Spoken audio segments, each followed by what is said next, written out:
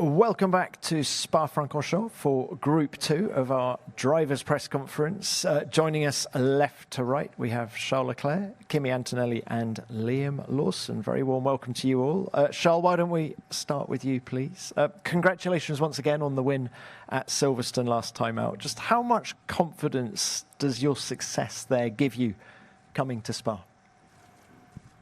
I mean, it feels good, and this I cannot hide. And obviously, after the races, the previous races where I was struggling with the car and trying to find the feeling with the car, it feels good that to see that the work pays off. At the same time, as I said, it was only on one track, and now I want to reproduce that on different tracks. So yeah, it felt good, but then in terms of confidence, I'm always confident that if I do a good job inside the car, then the results come. And if I feel confident with the car and just at ease with the car, then things come.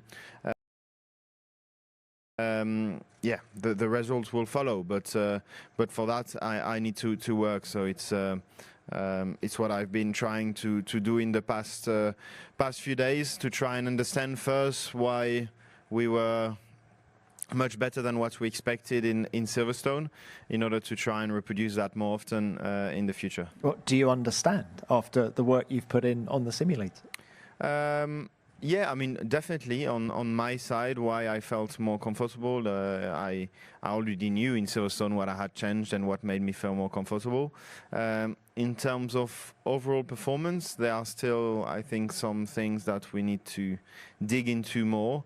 And I think for us to understand them fully, we need a few more laps to try some things.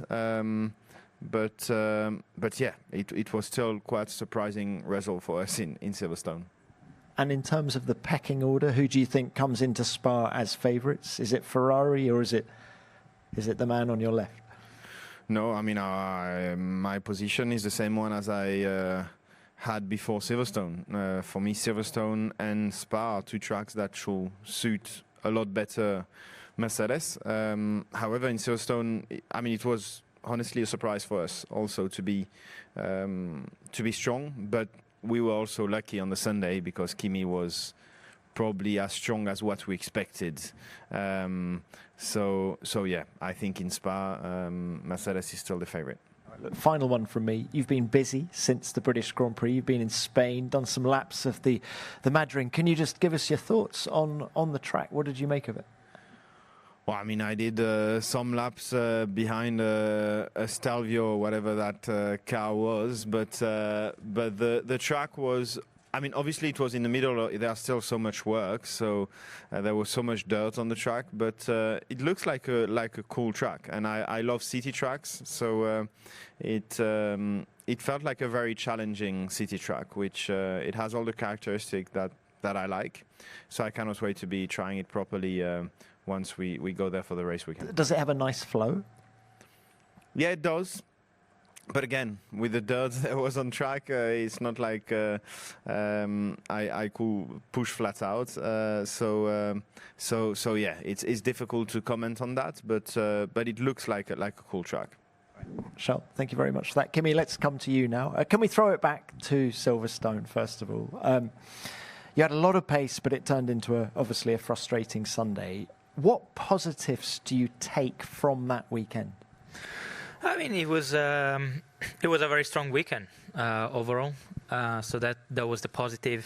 We're up there in every sessions, and so that was a positive. You know, to see that the pace is good, the momentum is still there despite a few difficulties that we had previously.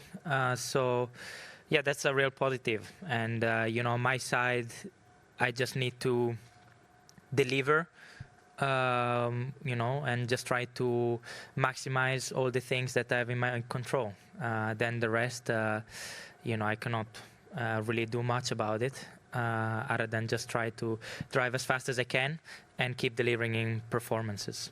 And how much frustration is creeping in? Because 2 of the last 3 races now, you were on for big points, and it didn't happen for circumstances outside of your control.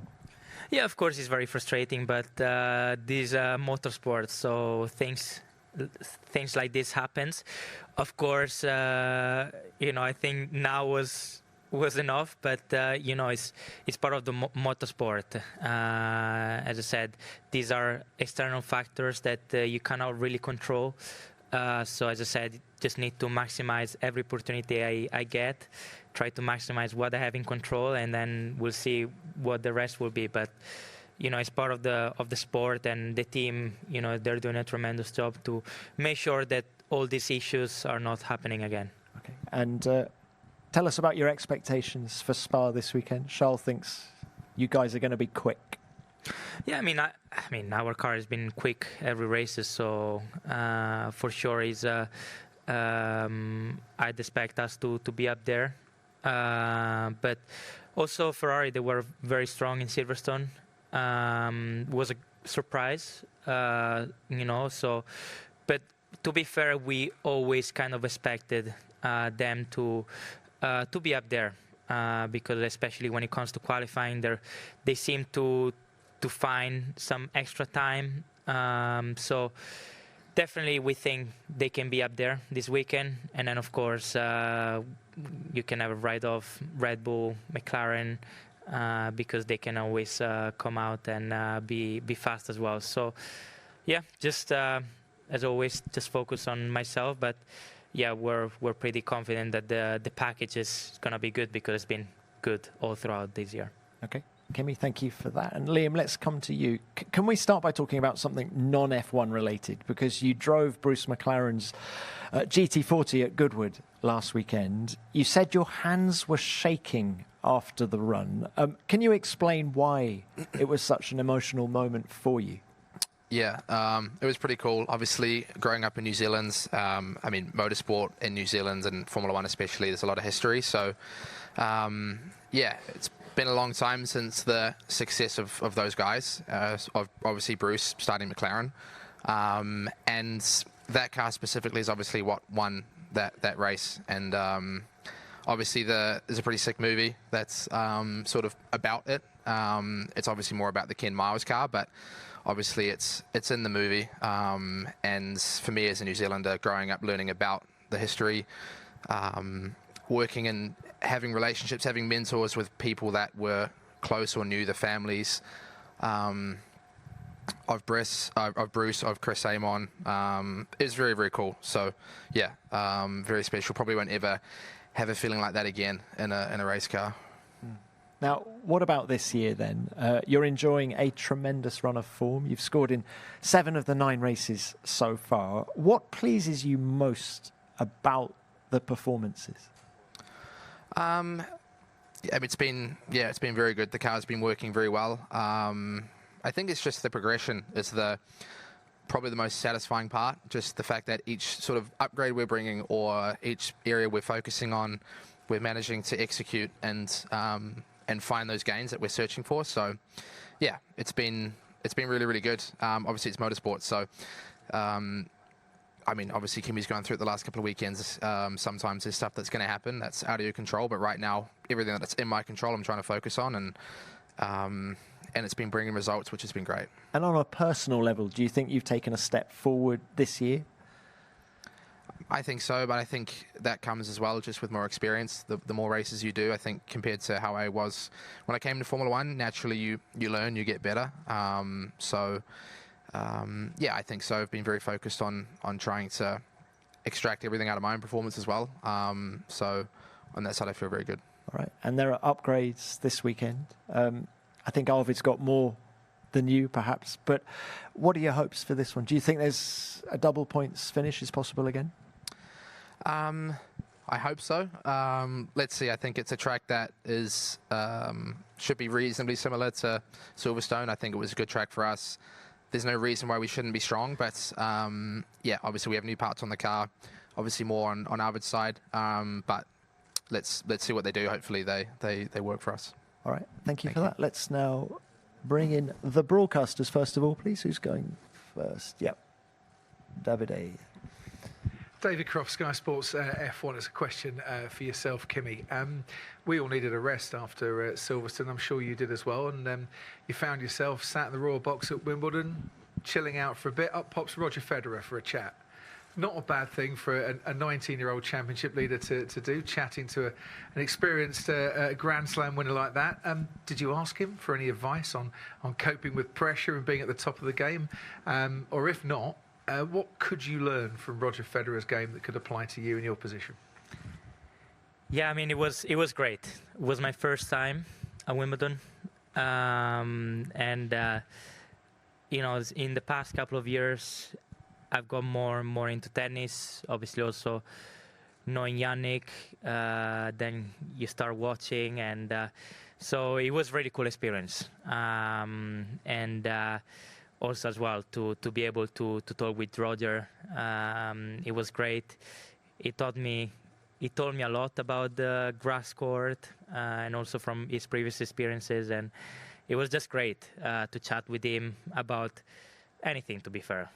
We chat about my races, we chat about his, you know, when he used to play, or, you know, also about his life in general. So it was great, because I think he's also, other than an incredible athlete, you know, incredible person as well, very humble and very open as well. So it was great. And yeah, about pressure, you know, it just told me to really focus one race at a time. You know, just focus on what you can control, and yeah, also to control the emotions, especially the ones that can make you do mistakes. So, of course, yeah, those were the main advices. But yeah, other than that, it was an incredible experience to witness. Thank you, Kimi. Next, please. Raphael Samt, Service TV. Question for Charles. Charles, the season is becoming more and more of an upgrade battle. Everyone's bringing new parts to the cars. Is there a concern from your side that this will cause some issues later on in the season regarding the budget cap? Well, on that, I trust Fred more than anything. Of course, I mean, there's a lot of work from the team to try and push production, to try and push the creative minds also behind the team that just pushes in order to have upgrades as quickly and as efficiently as possible. And I'm sure Fred is on top of that. So am I worried? I am not, because I fully trust Fred. And I know that he knows what he's doing. So yeah, you probably should ask the question to Fred more than me. Thank you, Charles. Next. Alessa Naujoks, RTL Germany. Question to Charles. Charles, you won your first ever race here in Spa. So what does that track mean to you, and does it give you a special feeling coming back here? Yeah, it's a very, very special track. I think it's a track that we all enjoy as drivers, and surely I think I feel always special to come back here. I think for two reasons. One, obviously for my first win, which is a moment you never forget, but it's also where I've lost a friend of mine, Antoine, and so whenever I come back here, he's always in somewhere in my mind. So yeah, for these two reasons, there's always a particular and special feeling coming here, but it's a track I really enjoy. I'm looking forward to try it. I think in Silverstone, obviously with those new cars, we were all very skeptical about how it will feel like, and I think I kind of carry a little bit that feeling on a track like this, hoping that it will be as exciting as it used to be. But it was much better than what I expected in Silverstone, so I hope it will still remain an iconic track even with this new generation of cars. Thank you, João. Next. Yeah, Roldan Rodriguez from DAZN Spain. A question to Charles, a little bit more about Mad Ring. Spa-Francorchamps has his August, Silverstone has his Beckett's Maggots. Do you feel like La Monumental, the Camber Corner, has the soul to become a special corner? And also about the layout, do you feel like it's gonna fit well with your style? Yeah, I mean, La Monumental, no? It's called, yeah. It's a very, very special corner. It's a corner where I feel in qualifying we'll have to I want to say it in a polite way, but we'll have to be very brave because it's going to be on the limits, and so that's going to be really cool. I think it's going to be a really cool corner, and yes, I do believe it can become one of the most iconic corner of the season, especially once the grandstand will be built, and I think that will add also to the experience of that corner.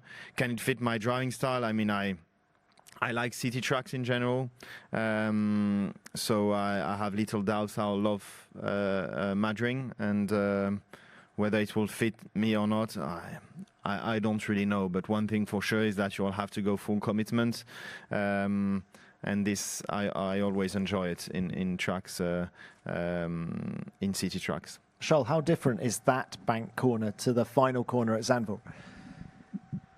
Well, the final corner in Zandvoort is actually flat out, but maybe turn three in Zandvoort is really cool as well. It's slower though, but there in Madrid it doesn't look flat as of now, at least. I mean, I was very, very far from being flat during testing, mostly because of the dust there was on track. But yeah, it's just a very, very cool corner, and I can only imagine the way it will be during the race weekend, and it will be very much on the limit.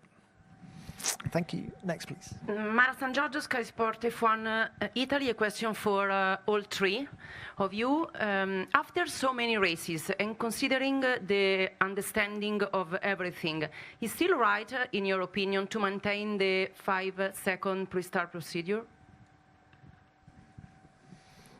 Who'd like to start with that? I mean, I would be happy to shorten it a little bit, but I don't think Kimi will agree on that. I'm happy to stick with it, yeah. I don't really mind, to be honest. But no. I mean, yeah. Jokes aside, I think we'll have to keep it with these cars, just because it's. I mean, it's physical. The limitations are always going to be there, and we still need this lead time before being all of us ready. Some will want them to be a bit shorter.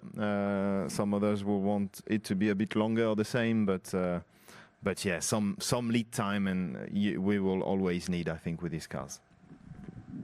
All right, thank you. Next. Andy Gruber, Servus TV. Question to Kimi. Kimi, you're leading the championship, and you've done for quite some time. We're into weekend number 10, which could easily be halfway point of the season. Now, looking back to the first half, this is usually when kids in school get their first certificate. Would you rate your own season as a 10 out of 10, being the humble and self-reflective driver we've gotten to know you? And if not 10 out of 10, why? No, I wouldn't say 10 out of 10. You know, for a few reasons. First one, Australia, FP3. That was not good because then, well, I almost missed qualifying, but then we couldn't set up the car properly and stuff like that. So I just compromised a bit the end of the weekend. Then I would say Japan. Yes, I did win in Japan, but I had a really bad start. And obviously, we extended the stint, and then we were lucky with the safety car. And then I would say recent one, yeah, I mean, Miami sprint race, track limits, Barcelona qualifying mainly, Spielberg qualifying. So there's a few things. I would say 8.5 out of 10. Thank you, Kimi. Next. Another numbers one for Kimi. Craig Slater, Sky Sports. George said after Silverstone he thought 25 points was more or less fair based on the bad luck Pete had and maybe you having a bit of bad luck. Do you agree, Kimi? And despite the bad luck, do you think you're driving as well, if not better, than when you were winning the 5 races in a row?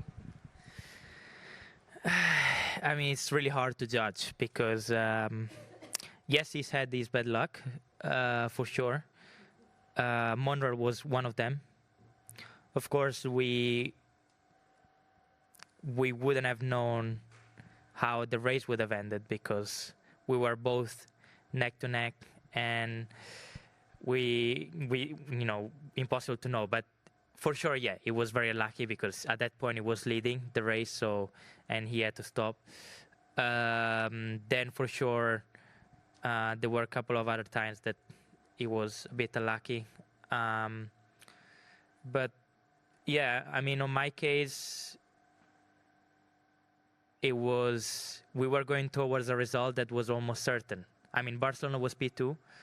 Silverstone, we cannot know because I didn't have the shot, but I think would have been a fight for it. So for sure, we know those would have been certain points. So yeah, I have to say both of us had bad luck.